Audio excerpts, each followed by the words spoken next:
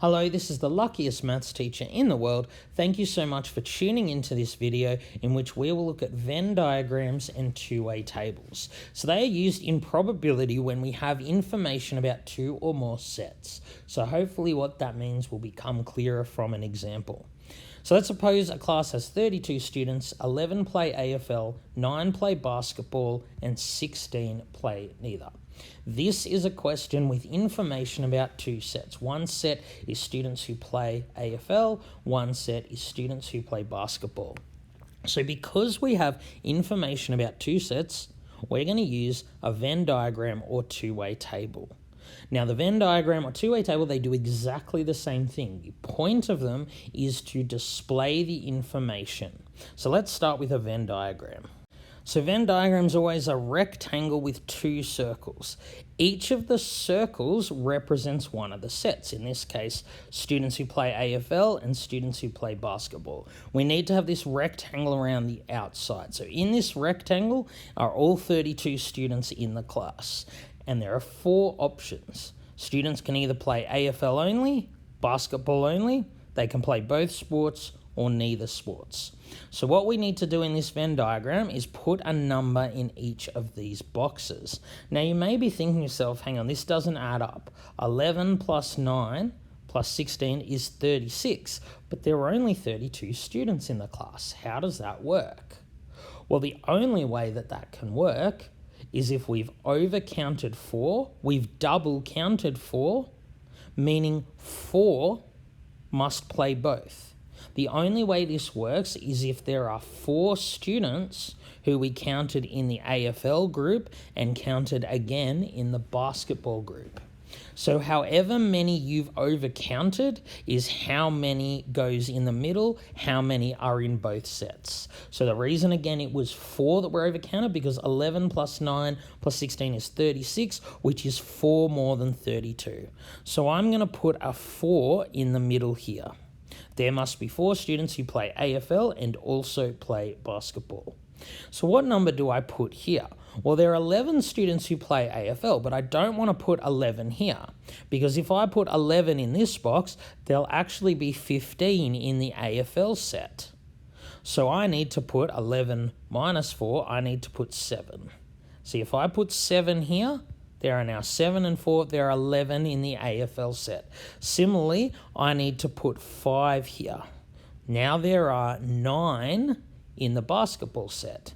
The 16 who play neither, they go outside the circle.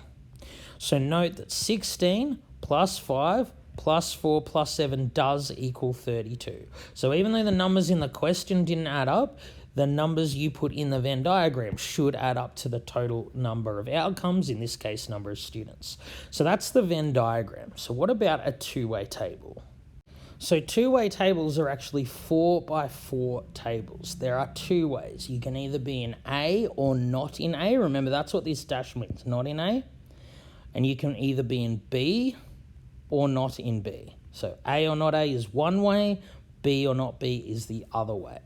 So these 4 numbers in the Venn diagram are the same 4 numbers that are going to go here. This cell here are the number in A and also in B. They play AFL because they're in this column and they play basketball because they're in this row. So we would put a 4 there. So the number that goes here, the number in AFL who play AFL but do not play basketball. So it's those 7 there. So similarly, what goes here is the number who play basketball. They're in the B set but not in the A set. So 5 there and 16 there. Note that these 4 numbers here are the same 4 numbers in the Venn diagram. Now, one thing that's different is that two-way tables have a row and column for totals. So 4 plus 5 is 9, 7 plus 16 is 23.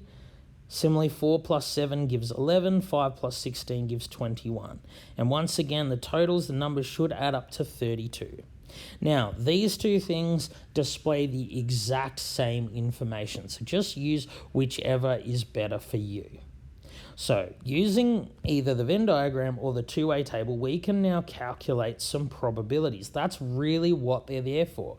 Both Venn diagrams and two-way tables, exact same purpose, to display information when we have more than one set, and that will allow us to calculate probabilities.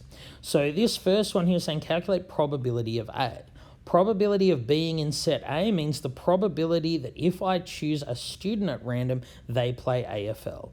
Well, note there are 11 in the AFL set, 32 in total, so it's just 11 over 32. Because I choose the student at random, each of the 32 students is equally likely to be picked.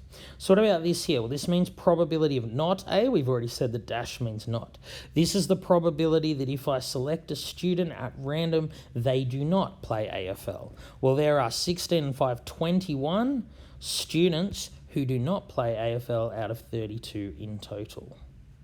So this here says probability of A and B. This little n here is a mathematical term for intersection. Read it as and.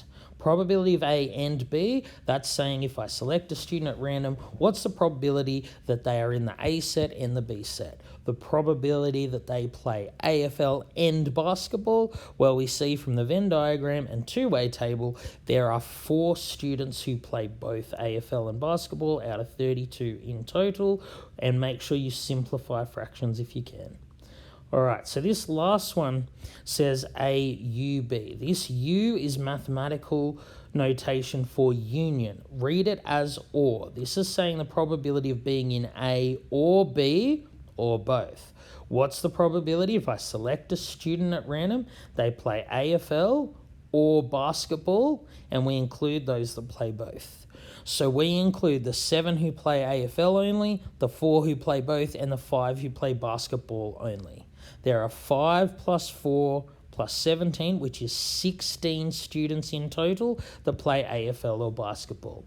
Similarly, from the two-way table, 5 plus 4 plus 7, there are 16 students who play either AFL or basketball or both. Once again, if you can, you need to simplify the fractions. So that's half. If I pick a student at random, there's a half or 50% chance they play AFL or basketball or both. All right, thank you so much for tuning into this video. This has been the luckiest maths teacher in the world. Have a great day.